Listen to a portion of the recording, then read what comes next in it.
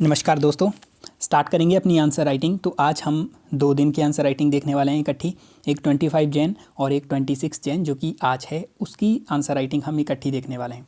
और अब इसके बाद में हमने ऑलमोस्ट पॉलिटी का सिलेबस कंप्लीट किया। तो अब हम जो है इथिक्स को कवर करेंगे। ओके, तो हमने पेपर टू का आप समझ सकते हो ऑलमोस्ट हमने 50% से ऊपर वाला टॉपिक कवर कर लिया। अब इसके अंदर में जो आपके टॉपिक छूट चुके हैं, जो आपने अभी तक कवर नहीं किए, उनको आप आराम आराम से कवर करते रहिए। और जो भी आपको मैंने सोर्स बताएं वहाँ से आराम से करते रहिए। पेपर 4 हम अब कंप्लीट कवर करेंगे, जिसके अंदर मैं आपको सोर्स भी बताऊँगा क्योंकि उसके मैंने वीडियोज़ वगैरह डाले हुए हैं यूट्यूब के ऊपर। और कुछ उसके अलावा इथिक्स के video, case study type video मेरे पास थे जो मैंने अभी अपलोड नहीं किए हैं, लेकिन वो मैं आपको शेयर कर दूंगा, टेलीग्राम ग्रुप के ऊपर शेयर करूंगा। तो वो हमारे हो जाएंगे, हमारे पास में सिलेबस हो जाएगा। और उसके साथ में इथिक्स को कवर कैसे करते हैं वो वाली अप्रोच, साथ में हम टॉपिक वाइज आंसर राइटिंग देखते रहेंगे। और 1 मंथ के अंदर में उसको कंप्लीट करेंगे फैब के एंड में। उसके अलावा नेक्स्ट 1 मंथ के अंदर में हम इकोनॉमी कवर करेंगे। ठीक है, तो मोस्टली हमारा जितना भी मेंस का टॉपिक है वो हमारा कवर हो जाएगा प्रीलिम से पहले। आपको बस साथ में उनको प्रिपेयर करते रहना है। ओके, हमारे पेपर 2 के अंदर में 3 पोर्शन आते हैं। एक होता है पॉलिटी, जिसको हमने कवर किया, एक होता है गवर्नेंस, और एक होता है आईआर। इसमें से अगर आप मानोगे मतलब कौन सा ज़्यादा टफ होता है, पॉलिटी को कवर करना और इसके अंदर चीज़ें याद करना थोड़ा टफ होता है, जिसको हमने कर लिया। इसके अंदर में सबसे ईजी कौन होता है? International relation. अगर आप इंटरनेशनल रिलेशन के अंदर में डेली न्यूज़पेपर फॉलो कर रहे हो, नोट्स वगैरह कुछ भी नहीं बना रहे, तो भी कोई प्रॉब्लम नहीं है। लास्ट के अंदर में आप 7 दिन के अंदर में इसके नोट्स बना के पूरा प्रिपेयर कर सकते हो और अच्छे इसमें मार्क्स भी लेके आ सकते हो। तो आईआर की जहाँ तक बात है, आपको प्रीलिम से पहले प्रिपेयर करने की कुछ ज़्यादा आवश्यकता नहीं है। बस डेली आंसर राइटिंग में मेन आपको इश्यूज़ पता होने चाहिए। डेली जब भी आप एडिटोरियल वगैरह पढ़ते हो तो अच्छे से आपको मतलब एक आइडिया होना चाहिए। नोट्स नहीं भी बनाए तो भी काम चल पड़ेगा, क्योंकि इसके अंदर में सिलेबस थोड़ा डिफाइंड होता है, तो उसको जल्दी प्रिपेयर किया जा सकता है। गवर्नेंस की जहाँ तक बात है, गवर्नेंस थोड़ा टिपिकल होता है प्रिपेयर करने में। कुछ टॉपिक इसके टिपिकल होते हैं प्रिपेयर करने के लिए। ओके, तो इसके अंदर में भी आपको मैं शेयर कर दूंगा, कुछ वीडियोस वगैरह शेयर कर दूंगा, वहाँ से आप थोड़ा इसमें प्रिपेयर कर सकते हो। और थोड़ा बहुत जो मैंने आपको सोर्स बताए हैं वहाँ से आप कवर करोगे।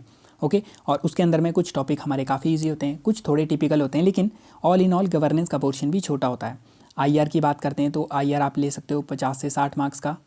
सेम हमारा ये भी हमारा 60-70 मार्क्स का। ओके, और उसके अलावा हमारा पॉलिटी वाला जो सेक्शन था वो आता है हमारे पास में 120 से 150 मार्क्स का। 100 भी आप मान सकते हो, 100 से 150 मार्क्स का वो आता है। तो सबसे बड़ा पोर्शन है वो।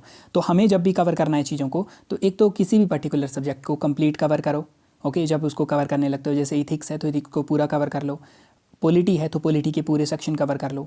और अगर मान लो आपने टॉपिक अभी प्रिपेयर नहीं किए, जो कि काफ़ी डिफिकल्ट होता है प्रिपेयर करना, जिस समय हम डिस्कस कर रहे थे, हम तो थोड़ा जल्दी डिस्कस कर रहे हैं, लेकिन इनके नोट्स वगैरह प्रिपेयर करना थोड़ा मुश्किल होता है, तो उसमें कोई प्रॉब्लम नहीं है। आप फिर से वीडियोस को देख सकते हो, फिर से वीडियो के साथ में चल के आप अपने नोट्स वगैरह प्रिपेयर कर सकते हो आराम से। ओके, तो वो आपके द्वारा किया जाएगा और हमारे पेपर 2 का मेजर जो चंक है वो ख़त्म हो जाएगा। बाकी वाला जो पोर्शन है वो काफ़ी ईजी है प्रिपेयर करना। पेपर 4 कवर करेंगे, उसके बाद पेपर 3 हम देखेंगे, और पेपर 1 तो साथ में हमारा प्रीलिम के साथ में प्रिपेयर होता रहता है। तो देखते हैं आज का हमारा क्या काम करने के लिए है। आज का हमारा जो टॉपिक है वो है प्रेशर ग्रुप, फॉर्मल और इनफॉर्मल एसोसिएशन, उनका रोल पॉलिटी के अंदर में, डेवलपमेंट प्रोसेसेस जिसमें एनजीओ, सेल्फ हेल्प ग्रुप का role, various association, donor, charity, institutional and other stakeholder का रोल। तो ये सारी चीज़ें हमें डिस्कस करने के लिए हैं। अब इनमें से आप मान सकते हो कि हर साल आपको 1 या 2 क्वेश्चन देखने को मिलेंगे ही मिलेंगे। और इसको कवर कैसे करेंगे, ये काफ़ी सिंपल है कवर करने के लिए। आपको सिर्फ क्या करना है, आप डालो प्रेशर ग्रुप और यूपीएससी, आगे यूपीएससी लिख दो। उसके बाद आपको काफ़ी सारे इंस्टीट्यूट्स के नोट्स मिलेंगे, उसमें से 3-4 के नोट्स को अलग अलग फाइल खोल के लैपटॉप के अंदर या फ़ोन के अंदर में खोलो, वहाँ से आप नोट्स प्रिपेयर कर लो। ओके, सेम एनजीओ के लिए और सेल्फ हेल्प ग्रुप के लिए भी। बाकी ये उतने इंपॉर्टेंट नहीं, इनको आप छोड़ भी सकते हो, लेकिन इनको कवर करना पड़ेगा आपको। और इनके नोट्स काफ़ी इजीली अवेलेबल हैं, 3-4 घंटे अगर आप बैठोगे तो आराम से नोट्स बना लोगे इनके। ओके, तो इसमें ज़्यादा टेंशन नहीं लेनी, और इसके अंदर में मार्क्स आपको काफ़ी अच्छे मिलते हैं, तो ये काफ़ी फ़ायदेमंद सौदा है इस टॉपिक को कवर करने के लिए। तो इसको कवर करेंगे, उसके बाद हम पेपर 4 स्टार्ट करेंगे जिसमें इथिक्स होगा। तो चलिए स्टार्ट करते हैं, कौन सा आज हम क्वेश्चन देखने वाले हैं इसमें। उससे पहले देख लेते हैं इसमें थोड़ा मतलब डिवाइड करके इसको। तो अगर प्रेशर ग्रुप की बात करते हैं तो उसमें आएगा कैरेक्टर क्या है प्रेशर ग्रुप के इंडिया के अंदर में, प्रेशर ग्रुप और पॉलिटिकल पार्टी में क्या डिफरेंस होता है। प्रेशर ग्रुप और इंटरेस्ट ग्रुप में क्या डिफरेंस होता है, ये सब कुछ आपको मिल जाएगा। आपको बस 2-3 टैब ओपन करने हैं, हमारे 2-3 इंस्टीट्यूट के टैब ओपन करो इस पर्टिकुलर टॉपिक से रिलेटेड, और वहाँ पे आपको ये मटेरियल मिल जाएगा। ये इजी वाला टॉपिक है। फिर वेरियस टाइप प्रेशर ग्रुप के फंक्शन क्या है, उनके रोल क्या है, इंपॉर्टेंस क्या है, वेरियस टेक्निक वो यूज़ करते हैं प्रेशर करने के लिए, और इंडिया में कौन कौन से हैं और उनकी कमियाँ क्या हैं, वो सब चीज़ें आपको कवर करनी है। तो प्रेशर ग्रुप क्या होते हैं, ऐसे कोई भी ग्रुप जो कि सरकार के ऊपर प्रेशर डालते हैं पॉलिसी को इन्फ्लुएंस करने के लिए। जैसे प्रेजेंट में हमारे फार्मर सरकार के ऊपर प्रेशर क्रिएट करने की कोशिश कर रहे हैं, तो फार्मर क्या है, फार्मर एक प्रेशर ग्रुप का एग्जाम्पल है। ओके, इसी के साथ में हमारा नेक्स्ट आता है self help group. Self help group हमारे पास में ग्रुपिंग होगी, 10-20 लोग हैं उनकी ग्रुपिंग, ठीक है, मेल भी हो सकते हैं फीमेल भी हो सकते हैं, जो कि एक पर्टिकुलर काम करेंगे। जनरली फाइनेंस से रिलेटेड होते हैं, ये पैसे लेके आते हैं, इकट्ठे करते हैं और फिर या तो आपस में लोन में घुमाते हैं या किसी और को लोन में देते हैं। तो उसमें क्या नीड है इनकी, बेनिफिट क्या है, वीकनेस क्या है, चैलेंजेस क्या हैं, कैसे इनको इफेक्टिव बनाया जा सकता है, और हमारी कुछ केस स्टडी, ये सब चीज़ें आपको मिल जाएंगी। जो मैंने आपको बताया नोट्स वहाँ पे आपको इजीली मिल जाएंगी। ये टॉपिक ज़्यादा मतलब उतने टिपिकल नहीं है। फिर एनजीओ आपने कवर करना है, एनजीओ का रोल, उनका इम्पैक्ट, फिर उनके issues, accreditation, legitimacy, accountability, foreign funding, ये सब चीज़ें भी आपको रेडीली अवेलेबल होंगी online. Other topic micro finance institution, cooperative, ये भी आपको मिल जाएंगे। ओके, ये भी आपको इजीली मिल जाएंगे। अगर डायरेक्टली नहीं मिलते तो जैसा मैंने बोला हुआ विजन आईएएस के मेंस 365 लास्ट 3 ईयर का निकालो, उसके अंदर में आप जाओ गवर्नेंस वाले टॉपिक के अंदर में, वहाँ पे आपको एनजीओ मटेरियल भी मिलेगा, सेल्फ हेल्प ग्रुप का मटेरियल भी मिल जाएगा और ये वाले मटेरियल भी मिल जाएंगे। तो वहाँ से आप डायरेक्टली इनको डाउनलोड करके नोट्स बना सकते हो। तो आज का हमारा जो क्वेश्चन आया वो है, what are the method used by farmer organization to influence the policy making in India, how effective are these methods. तो कौन कौन से मेथड यूज़ किए जाते हैं फार्मर ऑर्गेनाइजेशन के द्वारा। जैसे प्रेजेंट में फार्मर का प्रोटेस्ट चल रहा है, तो वो कौन कौन से मेथड यूज़ कर रहे हैं, और जो भी मेथड उनके द्वारा यूज़ किए जा रहे हैं वो कॉमन होते हैं सभी प्रेशर ग्रुप के लिए, और उसका कितना फ़ायदा हुआ वो हमें बताना है। तो स्टार्ट करेंगे। सबसे पहले क्या करेंगे, हम फार्मर ऑर्गेनाइजेशन के बारे में बोलेंगे कि फार्मर काफ़ी ग्रुपिंग बनाते हैं और उनका गोल होता है कि वो गवर्नमेंट की पॉलिसी को इन्फ्लुएंस करना चाहते हैं। जैसे गवर्नमेंट से कोई लोन वेवर उनको लेना है, एमएसपी अगर इंक्रीज़ करवाना है, वो ये काम करेंगे। उसके अलावा वेरियस प्रेशर ग्रुप के द्वारा कोई ना कोई मेथड इम्प्लॉय किए जाते हैं, फिर सक्सेस और फेलियर, फिर कंक्लूज़न। तो ये सब चीज़ें हमें बतानी है। तो हम बताएंगे farmer organization group of farmer होते हैं जिनको कि जो ऑर्गेनाइज करते हैं खुद को किस चीज़ के लिए, अपने इंटरेस्ट को प्रोटेक्ट करने के लिए। कोई भी ग्रुप, जैसे वर्कर का ग्रुप होता है, स्टूडेंट का ग्रुप होता है, स्टूडेंट की यूनियन फीस के लिए प्रोटेस्ट करती हैं, वो सारे प्रेशर ग्रुप के एग्जांपल हैं। जब आप पॉलिसी मेकिंग के लिए इन्फ्लुएंस करने की कोशिश करोगे तो उसको आपको प्रेशर ग्रुप बोला जाएगा। इस केस के अंदर में ये अपने इंटरेस्ट को साधने के लिए, जैसे मिनिमम सपोर्ट प्राइस मिले, सब्सिडी ज़्यादा मिले, उसके लिए काम करते हैं। एग्जाम्पल है भारतीय किसान सभा। अब इसी के एग्जाम्पल को फॉरवर्ड लेते हुए कुछ टेक्निक का इनके द्वारा यूज़ किया जाता है। कुछ हमारी ट्रेडिशनल टेक्निक होती हैं, कुछ मॉडर्न। ट्रेडिशनल ऐसी जिनको कि जर्नली हमारी मॉडर्न जो टेक्निक जो प्रेजेंट डे के अंदर में हमारी काफ़ी इलेक्ट्रॉनिक टेक्निक्स का यूज़ किया जाता है, उनके अलावा हमारे 200-300 साल से पहले से किया जा रहा है, उनको बोलते हैं ट्रेडिशनल। और जो कि 200-300 सालों के अंदर में इवॉल्व हुई, उनको हम मॉडर्न बोलेंगे। ट्रेडिशनल के अंदर आ जाएगा जैसे अपनी कास्ट आइडेंटिटी को इन्वॉल्व करना। जैसे हमारे पास में जाट आंदोलन था, तो रिजर्वेशन की डिमांड की जा रही थी अपनी कास्ट आइडेंटिटी के ऊपर में, या आप रिलीजन की आइडेंटिटी के ऊपर में, कोई पर्टिकुलर रिलीजन के लिए आपको किसी पर्टिकुलर काम को करवाना है, तो आप एज अ रिलीजियस आइडेंटिटी को यूज़ करोगे कि हम सब लोग एक पर्टिकुलर, जैसे एग्जांपल के तौर के ऊपर हम ले सकते हैं इसको पार्टीशन, इंडिया का पार्टीशन। तो 1940s के अंदर में ऑर्गेनाइजेशन की जाती है मोहम्मद अली जिन्ना के द्वारा रिलीजन के नाम के ऊपर में, और वो प्रेशराइज़ करना चाह रहे थे उस समय की ब्रिटिश गवर्नमेंट को कि हमें एक सेपरेट देश बनाना है और उसके अंदर में हम चले जाएंगे। तो ये उनके द्वारा डिमांड की जा रही थी। वो भी एक हमारे प्रेशर ग्रुप का एग्जाम्पल है जो कि रिलीजन के नाम पे था। उसके अलावा हमारे प्रेशर ग्रुप रीजनल आइडेंटिटी के ऊपर भी हो सकते हैं। एक पर्टिकुलर रीजन की आइडेंटिटी को आप इन्वॉल्व करते हो, जैसे प्रेजेंट फार्मर प्रोटेस्ट के अंदर में हमारा एक पर्टिकुलर रीजन पंजाब हरियाणा के ऊपर में ज़्यादा फोकस कर दिया गया है और इसको साथ में पंजाबी आइडेंटिटी के साथ में जोड़ दिया गया। तो वो भी एक टेक्निक है प्रेशर ज़्यादा क्रिएट करने के लिए।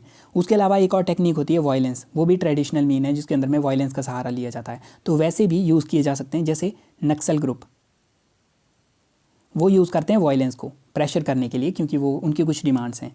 उसके अलावा अदर प्रोसेसेस होती हैं मॉडर्न में, इलेक्शनरिंग, अपने कैंडिडेट को इलेक्शन के अंदर में खड़ा करना, लॉबिंग करना, बैक चैनल से लॉबिंग करना जब पॉलिसी बन रही होती है, फिर प्रोपेगेंडा फैलाना, अपनी बात को फैलाना ईजी यार वे के अंदर में ताकि लोग समझ सकें, तो वो भी एक हिस्सा होता है टेक्निक का। जैसे प्रेजेंट डे के अंदर में फार्मर जब अपना प्रोपेगेंडा फैला रहे हैं, जब वो बता रहे हैं कि हम किस चीज़ के लिए खड़े हुए हैं, तो काफ़ी सिंपल वे के अंदर में बता रहे हैं कि कॉर्पोरेट का इसमें काफ़ी हित हो जाएगा। तो इस टाइप की चीज़ें बोली जा रही हैं कि अंबानी, अदानी, मतलब वो हमें खा जाएंगे, तो वो भी एक तरीके का प्रोपेगेंडा होता है, वो भी एक टेक्निक होती है। फिर अवेयरनेस क्रिएट करना वेरियस मीन से, आपने एडवर्टाइजमेंट वगैरह से। उसके बाद में फिर प्रोटेस्ट वगैरह करना जो प्रेजेंट में हो रहा है, एक्टिविज़म, इसमें कोर्ट वगैरह के अंदर में केस कर दोगे आप, ठीक है। फिर फास्ट एंड टू डेथ, ये भी यूज़ किया जा सकता है, लेकिन इसको प्रेजेंट में यूज़ नहीं किया जा रहा। तो अब आता है बात कितनी सक्सेसफुल हुई। अब क्वेश्चन आपको चाहे वर्कर के लिए आए, मिल्क यूनियन के लिए आए, जब भी अगर सक्सेस फेलियर की बात होती है या किसी पॉलिसी को एनालाइज करने की बात होती है, तो आपको आवश्यकता नहीं है कि आपको कंप्लीट पता हो, आपको पता हो ये सक्सेस हो रही नहीं हो रही, आपको जस्ट उस पर्टिकुलर सेक्टर के स्टेटस देखना है। मीन उस पर्टिकुलर सेक्टर के बारे में आपको क्या पता है, आप क्या जानते हो, वो कितना सक्सेसफुल है, कितना अच्छा वर्क कर रहा है वो पर्टिकुलर सेक्टर, बस हमें उसके बारे में देखना है और उनको लिखना है। जैसे प्रेजेंट केस में जो फार्मिंग की सिचुएशन है उसको लिख दोगे आप सक्सेस और फेलियर में। जैसे सक्सेसिव गवर्नमेंट, पॉजिटिव क्या हुआ, सक्सेस क्या हुई, सक्सेसिव गवर्नमेंट ने MSP को इंक्रीज़ किया, ओके, वेरियस इरीगेशन की स्कीम लॉन्च की फार्मर के लिए, लोन वेवर मिलता गया फार्मर को, फ्री इलेक्ट्रिसिटी मिलती है, और सोसाइटी भी ऐसे देखती है कि मतलब काफ़ी बेचारे हैं, तो सोसाइटी भी काफ़ी पॉजिटिव लाइफ में देखती है। तो ये फ़ायदा हुआ हमारा प्रेशराइज़ करने का, या जिस तरीके से प्रेशर ग्रुप गवर्नमेंट के ऊपर में इन्फ्लुएंस करता है उसका। लिमिटेशन ये आती है कि आप डिमांड तो करते रहते हो, आपके द्वारा MSP मिला, आपको लोन वेवर मिल रहा है, फ्री इलेक्ट्रिसिटी, लेकिन एक्चुअली ये पॉपुलिस्ट मेजर हैं, इससे आपको एक्चुअल में प्रॉब्लम सॉल्व नहीं होगी, आपको छोटी छोटी चीज़ें दे दी जाएंगी। जैसे प्रेजेंट डे के अंदर में भी फार्मर की डिमांड है कि तीनों बिलों को निरस्त कर दिया जाए, इनको अबोलिश कर दिया जाए। अब डिमांड तो पॉपुलिस्ट हो सकती है, इसको आप कर सकते हो कि अच्छी बात है, चलो इसको कर लेते हैं, लेकिन एक्चुअल के अंदर में आप देखोगे तो इसका कोई बेनिफिट नहीं होने वाला, फार्मर को इसका कोई बेनिफिट नहीं होने वाला। स्टेटस को के अंदर में फार्मर की हालत काफ़ी ख़राब है, तो फार्मर के द्वारा जो प्रोटेस्ट किया जा रहा है उसको माना जा सकता है, लेकिन वो काफ़ी पॉपुलिस्ट डिमांड होगी। और फार्मिंग को या किसी पर्टिकुलर सेक्टर को कई बार बिटर पिल की आवश्यकता होती है, वो उनको मतलब मीठी मीठी दवाइयाँ देके कभी सॉल्व नहीं होती प्रॉब्लम। तो लोन वेवर, MSP हाई करना, कैश ट्रांसफ़र करना, ये सब मतलब एक तरीके के पॉपुलिस्ट मेजर हैं, इससे कोई प्रॉब्लम सॉल्व नहीं होती। जैसे फार्मिंग की अगर इंडिया के सेक्टर की भी बात करेंगे, इंडिया के अंदर में हमारे पास में लगभग 140 करोड़ लोग होंगे। 140 करोड़ लोगों में से 80 to 90 करोड़ हमारी वर्कफोर्स होगी, मतलब जो हमारे पास में 16 से लेके 59 ईयर की एज के अंदर हैं, तो इतनी हमारे पास वर्कफोर्स होगी। इसमें हमारे मैन भी आ जाएंगे, चिल्ड्रन भी आ जाएंगी, वुमेन भी आ जाएंगी, और इन सब को काट कटा के हमारे पास में लगभग 46 करोड़ के करीब में वर्कर आएंगे जो काम करते हैं हमारे पास में। 46 में से आपके 26 करोड़ के करीब में जो वर्कर होंगे वो हमारे पास में एग्रीकल्चर में काम कर रहे हैं, फार्मिंग में काम कर रहे हैं, और एग्रीकल्चर में इनकम सबसे ज़्यादा कम मिलती है। अगर 3 सेक्टर की बात करेंगे, एग्रीकल्चर, मैन्युफैक्चरिंग और सर्विसेज, तो एग्रीकल्चर के अंदर में हमें अगर 1 रुपया बनेगा तो मैन्युफैक्चरिंग में 3 रुपये बनेंगे, और सर्विस के अंदर में 4 रुपये बनेंगे। तो सर्विस में सबसे ज़्यादा आपको कमाई होती है, एग्रीकल्चर में सबसे कम कमाई होती है। कोई भी देश इतनी बड़ी एग्रीकल्चर पॉपुलेशन को लेके आगे नहीं बढ़ सकता, और प्रेजेंट कंटेक्स्ट के अंदर में भी हमारा ऐसा कोई भी मिरेकल नहीं होने वाला जिससे कि फार्मर की इनकम एकदम इंक्रीज़ हो जाए। हमें पहले फार्मर का नंबर डिक्रीज़ करना पड़ेगा, उसके बाद में हम इनकम इंक्रीज़ कर सकते हैं, अदरवाइज़ इनकम इंक्रीज़ करना काफ़ी इम्पॉसिबल है इस पर्टिकुलर सिचुएशन के अंदर में, ओके। बिकॉज अगर हमने मान लो करना भी है, जैसे मान लो हम बात करते हैं इरिगेशन, हमने इंक्रीज़ करनी पड़ेगी। अगर इरिगेशन इंक्रीज़ करेंगे तो हम अपनी प्रोडक्टिविटी एग्रीकल्चर की इंक्रीज़ कर सकते हैं, तो लगभग 50% के करीब में हमारी लैंड इरीगेटेड होगी, और 50% को इरीगेट करने के लिए हम 80 से 90% अपना पानी फार्मिंग में लगाते हैं, फ्रेश वाटर जिसको पिया जा सकता है। और इंडिया की जो सिचुएशन है वाटर स्कैरसिटी के अंदर में, वो काफ़ी ज़्यादा वर्स सिचुएशन में जा रही है, और 2050 तक ये और ज़्यादा मतलब ख़राब हो जाएगी। तो अगर आप सोचते हो कि आप 100% इरीगेशन अचीव करोगे, कैसे अचीव करोगे, पंप दोगे फ्री के अंदर में, सोलर पंप दे रहे हो तो वो तो ज़मीन से निकालेंगे। तो एक्चुअल में अगर आप चाहते हो कि फार्मिंग को काफ़ी ज़्यादा बूस्ट करना है आपने, तो उसके लिए आपको कम करने पड़ेंगे नंबर। अगर नंबर नहीं कम करते तो आपको ज़्यादा रिसोर्सेज यूज़ करने पड़ेंगे फार्मिंग के लिए। अब ज़्यादा रिसोर्सेज यूज़ करोगे, प्रोडक्टिविटी उतनी ज़्यादा इंक्रीज़ नहीं होगी, तो उस केस के अंदर में भी फार्मर की इनकम के ऊपर में ज़्यादा असर नहीं पड़ने वाला। और अगर ज़्यादा रिसोर्सेज यूज़ करके प्रोडक्टिविटी इंक्रीज़ कर भी ली तो हमारा फिशिंग सेक्टर के अंदर में एक्सप्लॉयटेशन होगी, वाटर हमारा ख़त्म हो जाएगा, ऊपर से एयर पॉल्यूशन होगा, तो ये सब प्रॉब्लम हमें देखने को मिलने वाली है। तो सरकार के लिए भी काफ़ी ज़्यादा चैलेंजेस होते हैं इसके अंदर में। तो हमें जैसे यूएस के अंदर में उनकी लगभग एक छोटा सा परसेंटेज 60-65 लाख के करीब में लोग काम कर रहे हैं फार्मिंग के अंदर में। इंडिया के केस के अंदर में करोड़ों में काम कर रहे हैं, और ये हमारे पास में उनका 5% पॉपुलेशन के करीब में बनता है। तो वो 5% पॉपुलेशन एग्रीकल्चर में वर्क कर रही है, और वो ऑलमोस्ट इक्विवेलेंट मान सकते हो, जितना हम प्रोड्यूस कर रहे हैं उतना प्रोड्यूस कर रहे हैं। तो हमें नई नई टेक्नोलॉजी लाने की आवश्यकता है। तो यहाँ पे हमें चैलेंजेस देखने को मिलते हैं। तो पॉपुलिस्ट मेजर का यूज़ किया जाता है, लोन वेवर, हायर एमएसपी। फिर हमारे पास में इमोशन के ऊपर ज़्यादा खेला जाता है, मार्केट फोर्सेस के ऊपर कम ध्यान रखा जाता है कि इमोशन के ऊपर में कि फार्मर अन्नदाता है, इस टाइप के इमोशन क्रिएट करके एक्चुअल में जो मेन प्रॉब्लम है उससे हट के लोन वेवर जैसी चीज़ों के ऊपर में फोकस करते हैं। फोकस आपका होना चाहिए लोन वेवर के प्लेस के ऊपर में आप इंफ्रास्ट्रक्चर क्रिएट करो, लेकिन उसके ऊपर फोकस नहीं किया जाता। और गवर्नमेंट के जो मेजर हैं, जो भी मतलब एमएसपी, लोन वेवर, ये गवर्नमेंट को खुद इन्फ्लुएंस करते हैं, खुद गवर्नमेंट की जो बजट है उसको इफ़ेक्ट करते हैं। तो हमारे पास में फोर्थ आता है कि हमें काफ़ी सारी रिकमेंडेशन दी गई हैं, लेकिन उनको इम्प्लीमेंट नहीं किया गया सरकारों के द्वारा, पॉलिटिकल विल ना होने के चक्कर में। तो ये हमने बता दिया, कुछ पॉजिटिव हैं, सक्सेस हुई, कुछ लिमिटेशंस हैं। इनको आप फार्मिंग सेक्टर के अंदर में जो भी आपको सक्सेसेस देखने को मिलती हैं आप उनको बता सकते हो, और जो भी लिमिटेशन आपको देखने को मिलती हैं उनको भी आप बता सकते हो अपने तरीके से। तो कंक्लूजन के अंदर में हम लिख सकते हैं कि फार्मर जो है काफ़ी स्ट्रॉन्ग प्रेशर ग्रुप बन चुके हैं, लेकिन शॉर्ट साइटेडनेस है कि वो मतलब छोटा सा अगर कुछ तोहफा मिल जाए उसमें खुश रहते हैं। लॉन्ग टर्म तक जो कमिटमेंट की आवश्यकता है फार्मिंग को प्रॉस्पर बनाने की, वो यहाँ पे मिसिंग है। अब हम नेक्स्ट डे 26 जन 2021 की आंसर राइटिंग देखते हैं।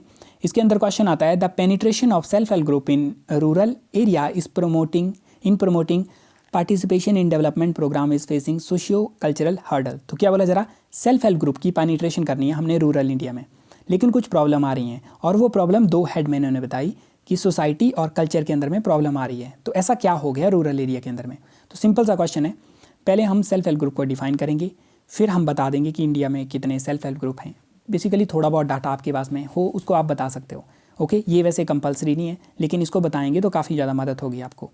फिर बताएंगे पेनिट्रेशन कम क्यों है कुछ एरिया के अंदर में, उसके बाद बताएंगे कैसे उसको इंक्रीज़ किया जा सकता है। तो सेल्फ हेल्प ग्रुप क्या होता है? 10-20 लोगों का एक ग्रुप होता है जो साथ में आता है और क्या करने की कोशिश करता है, पैसे या तो खुद वो अपने थोड़े थोड़े जमा करेंगे, 100-200 रुपये जमा करके इन्होंने एक पूल बना दिया यहाँ पे। उसके बाद अपने लोगों को लोन में घुमाएंगे या किसी थर्ड पर्सन को लोन में घुमाएंगे विलेज के अंदर में। इसके अलावा ये बैंक से भी लोन ले सकते हैं कलेक्टिव गारंटी के ऊपर में। एक इंडिविजुअल को लोन देने के लिए मुश्किल हो सकती थी, लेकिन अब सब लोग इकट्ठा मांगेंगे तो उनको लोन दिया जा सकता है। और उसके बाद में उसी लोन से या कोई प्रोजेक्ट स्टार्ट कर सकते हैं, अपना कोई स्टार्टअप चला दिया, या उस लोन को इनके द्वारा किसी और पर्सन को दे दिया जाएगा, उससे इंटरेस्ट लेंगे। तो ये काम इनके द्वारा किया जाता है। इंडिया के अंदर में लगभग 80 लाख के करीब में, 8 मिलियन के करीब में हमारे पास सेल्फ हेल्प ग्रुप हैं जिनको बैंक से जोड़ दिया जा चुका है। जैसे सेल्फ हेल्प ग्रुप एक तो आप खुद भी बना सकते हो, यहाँ पे डब्बा रख के पैसे डाल दो उसमें। दूसरा, आपका अकाउंट खोला जाएगा बैंक के अंदर में, जैसे SBI के अंदर में, वहाँ पे आप पैसे जमा करोगे। और सरकार के द्वारा निर्देश दिए गए हैं कि अगर आप सेल्फ हेल्प ग्रुप वहाँ पे अपना अकाउंट खोल रहा है, आपने वहाँ पे 100 रुपये दिए, तो ये आपको 8 से 10 गुना ज़्यादा तक लोन दे सकते हैं जितने आपके यहाँ पे पैसे हैं। तो मतलब और फाइनेंशियल रिसोर्सेज आप निकाल सकते हो। और बैंक लिंकेज प्रोग्राम 1992 के अंदर में स्टार्ट किया गया था नाबार्ड के द्वारा। उसके अलावा लगभग 20 crore people directly indirectly involve हैं इसमें, और लगभग 16,000 करोड़ के करीब में इन्होंने इकट्ठा कलेक्ट करके रखा हुआ बैंकों में पैसा। और 90% सेल्फ हेल्प ग्रुप तो हमारे वोमेन के द्वारा कॉन्स्टिट्यूट किए जा रहे हैं। ओके, तो इनमें से 2-3 फैक्ट अगर आपको पता हो उतने से काम आपका चल पड़ेगा। फिर अगर इनकी पेनिट्रेशन की बात करते हैं तो हमने मार्च 2001, ये डाटा पुराना है लेकिन इस केस के अंदर में आप यूज़ कर सकते हो। ओके, 70% जो हमारे सेल्फ हेल्प ग्रुप थे वो जनरली कंसंट्रेटेड थे हमारे सदर्न स्टेट के अंदर में। तो हमारे सदर्न इंडिया के अंदर में आंध्र प्रदेश, कर्नाटक, केरल, तमिलनाडु, इस एरिया में ज़्यादा कंसंट्रेटेड थे। मींस इसका रिलेशनशिप आ रहा है कितनी ह्यूमन की डेवलपमेंट हुई है। और हमारी ऐसी स्टेट जो कि थोड़ी पुअर गवर्नेंस की क्षेत्र में आती है, जैसे हमारे पास में यूपी, बिहार एंड अदर हमारी कुछ नॉर्दर्न इंडिया की स्टेट, वहाँ पे पेनिट्रेशन कम देखने को मिला। तो उसमें इनके द्वारा एक रीज़न ये भी बताया जा रहा है कि इन एरियाज़ के अंदर में कम होने का कारण ये आता है कि यहाँ पे थोड़ा सोशियो इकोनॉमिक और सोशियो कल्चरल जो कंडीशन है वो थोड़ी फेवरेबल नहीं है। जैसे इन पर्टिकुलर रीज़न के अंदर में हमारी सोसाइटी के अंदर में पैट्रियार्कियल एटीट्यूड काफ़ी देखने को मिलता है, जिसमें वुमेन को काम करना अच्छा नहीं माना जाता कि वुमेन उसमें घर के अंदर में काम करे। जो रोल हैं मेन और वुमेन के, उनको स्ट्रिक्टली जेंडर बेस बताया गया है। कि मैन का काम है बाहर जाके काम करना और वुमेन का काम है घर के अंदर में काम करना। तो इस तरीके से जब आप डिफाइन करोगे तो वुमेन एक्चुअल के अंदर में सेल्फ हेल्प ग्रुप के अंदर में तो सेल्फ डिपेंडेंट बनेगी, वो फाइनेंस अपने तरीके से मैनेज करेगी, अपने स्टार्टअप बनाएगी। तो वो हमारे रूरल इंडिया के अंदर में कंसेप्ट थोड़ा ज़्यादा पेनिट्रेट नहीं हुआ। फिर अगर ये सब चीज़ें नहीं होंगी तो फैमिली मेम्बर आपको सपोर्ट नहीं करेंगे। ऊपर से आपने सेल्फ हेल्प ग्रुप में पार्टिसिपेशन किया, लेकिन मैरिज के बाद आपको मूव करना पड़ रहा है दूसरी लोकेशन में, तो फिर आपका डिसरप्शन होगा सेल्फ हेल्प ग्रुप की मेंबरशिप के अंदर में। ओके, और उसके अलावा काफ़ी प्लेसेस पे ऐसा देखने को मिला रूरल एरिया स्पेशली, जहाँ पे हमारे पास में अवेयरनेस की कमी होती है, एजुकेशन की कमी होती है। वहाँ पे जो पर्सन ज़्यादा स्ट्रॉन्ग होगा वो एक्सप्लॉइट करता है, दूसरे ग्रुप्स का एक्सप्लॉइटेशन करता है। तो ये कुछ हमारे कारण थे जिनके कारण रूरल इंडिया के अंदर में इसकी इतनी पेनिट्रेशन संभव नहीं हुई। तो क्या सॉल्यूशन हो सकते हैं? कम्युनिटी की पार्टिसिपेशन करो। सब उनको बताना पड़ेगा एक्चुअल के अंदर में कि अगर आपने अपनी अपलिफ्टमेंट करनी है, इकोनॉमी को आपने अच्छे से डेवलप करना है, तो आपको अपने कस्टम बिलीफ इनके अंदर में थोड़ी चेंजिंग लानी पड़ेगी। और अगर सब लोगों को डेवलप करना है, जैसे इंडिया के अंदर में हमारे पास में वेरियस रिपोर्ट, वर्ल्ड बैंक की रिपोर्ट, मैकेंजी की रिपोर्ट, उनके द्वारा बोला जाता है कि अगर वुमेन की पार्टिसिपेशन वर्कफोर्स के अंदर में मैन के इक्विवेलेंट अगर हो जाती है तो हमारी जीडीपी के अंदर में 2024 तक लगभग 66% बूस्ट हो सकता है। या आप मान सकते हो कि एक और वर्ल्ड बैंक की रिपोर्ट के कारण हम के अंदर हमारे पास में $1 ट्रिलियन के करीब में बूस्ट हो सकता है हमारी इकोनॉमी की एक्टिविटी में। बेसिक मतलब इसका ये आ रहा है, मैंने आपको बताया 140 करोड़ हमारे पास लोग हैं, 80 to 90 करोड़ हमारे पास वर्क फोर्स के अंदर में आ जा रहे हैं, उसमें से हमारे पास में 46 करोड़ काम कर रहे हैं। तो बाकी वाले क्या कर रहे हैं? बाकी वाले महिलाएं कुछ घर के अंदर में काम कर रही होंगी, ठीक है, या बच्चे कुछ घर में निठल्ले बैठे होंगे, और उनमें से कुछ हम जैसे प्रिपेयर कर रहे होंगे या कुछ और कुछ कर रहे होंगे। तो इस तरीके का मतलब इधर उधर काम करते रहते हैं, और उसके कारण हमारे पास में लगभग 50% हमारी वर्क फोर्स जो है फालतू में बैठी हुई है। 50% में से अगर 30% भी हमारी वर्क फोर्स अगर वर्किंग में आती है, कुछ ना कुछ आप करते हो, कुछ रेडी वगैरह लगा लो, कुछ भी कर लो, पकौड़े बेचो, कुछ भी करो, लेकिन इकोनॉमिक एक्टिविटीज़ इंक्रीज़ होती हैं, आपके हाथ में पैसा आएगा तो आप कंज्यूम करोगे। तो ये सब चीज़ें आ जाएंगी। हमें कम्युनिटी पार्टिसिपेशन इंश्योर करना है, इकोनॉमिक एम्पावरमेंट करो वुमेन की, ठीक है, सरकार के द्वारा भी कोशिश किया जाए, अवेयरनेस जनरेशन करो, एजुकेशन वगैरह प्रोवाइड करवाओ। और हमने शिफ्ट करने की आवश्यकता है एग्रीकल्चर इकॉनमी से इंडस्ट्रियल इकॉनमी में। एग्रीकल्चर इकॉनमी के अंदर में काफ़ी ज़्यादा प्रॉब्लम होती है।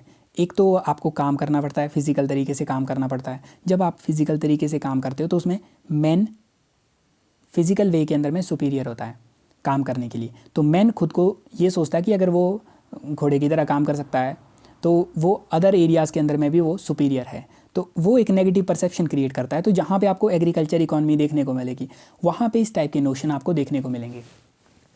जैसे हम देखेंगे पंजाब के अंदर में, पंजाब एक फार्मिंग स्टेट है और यहाँ पे काफ़ी प्रॉस्पेरिटी है फार्मिंग के एरिया के अंदर में, लेकिन जब आप यहाँ पे चाइल्ड सेक्स रेशियो देखोगे तो इंडिया के अंदर में सबसे ज़्यादा ख़राब यहाँ पे देखने को मिलेगा। हालांकि यहाँ पे मतलब अच्छा होना चाहिए था, जैसे अगर सिखिज़म की बात करते हैं उसमें मैन और वोमेन को इक्विवेलेंट माना गया है, तो उस हिसाब से तो रिलीजन बेस्ड के ऊपर तो कोई प्रॉब्लम नहीं है। लेकिन इकोनॉमिक बेसिस के ऊपर में जब एग्रीकल्चर आपका डोमिनेंट काम होता है तो उसके अंदर में मेल की जो फिजिकल स्ट्रेंथ है उसको ज़्यादा समझा जाता है, और उस कारण जो है थोड़ा पैट्रियार्कल माइंडसेट बना रहता है। तो उन चीज़ों को थोड़ा चेंज करने की आवश्यकता है हमें। ओके, तो हमें एग्रीकल्चर इकॉनमी से अगर हम इंडस्ट्रियल इकॉनमी में जाएंगे तो जब कंप्यूटर पे बैठने की बात होगी या हमारे अदर एरियाज़ के अंदर में काम कर रहे हैं जिसके अंदर में आपको फैक्ट्री में जाना है, जिसमें मैन वोमेन के लिए सेपरेट तरीके से भी वर्क होता है। अगर टेक्सटाइल का वर्क है, कुछ इंडस्ट्री का जो वर्क होता है वो वोमेन के लिए ज़्यादा सूटेबल होता है, जो मतलब मेल से अच्छा काम कर सकती हैं वहाँ पे वोमेन। तो ऐसे केस के अंदर में ये वाली जो डिवीज़न होता है जेंडर बेस्ड रोल का वो टूटता है, और उसके अंदर में इंडस्ट्री और सर्विस के अंदर में हमें ज़्यादा अपॉर्चुनिटी क्रिएट करनी चाहिए। क्योंकि उनके अंदर में अगर कंप्यूटर ही चलाना है तो उसमें फिर आप मसल का क्या करोगे अपना, उसके अंदर में तो हाथों से चलाओगे, उंगलियों से चला सकते हो, कोई भी चला सकता है। तो वो चीज़ें हमें यहाँ पे करने की आवश्यकता है ताकि इंडिया के अंदर में जेंडर इक्वलिटी अचीव की जा सके। ये हमारे पास में सारी चीज़ें रिलेटेड होती हैं। अगर एक जेंडर इक्वलिटी हम अचीव कर लेते हैं तो इससे हमारी काफ़ी सारी प्रॉब्लम, पॉपुलेशन की प्रॉब्लम हमारी सॉल्व हो सकती है। अगर जेंडर इक्वलिटी करते हैं तो एजुकेशन वाली प्रॉब्लम, उसके अंदर में हमें हेल्प मिलेगी, हेल्थ वाले एरिया के अंदर में हेल्प मिलेगी, इकोनॉमी तो हमारी ग्रो करेगी ही करेगी।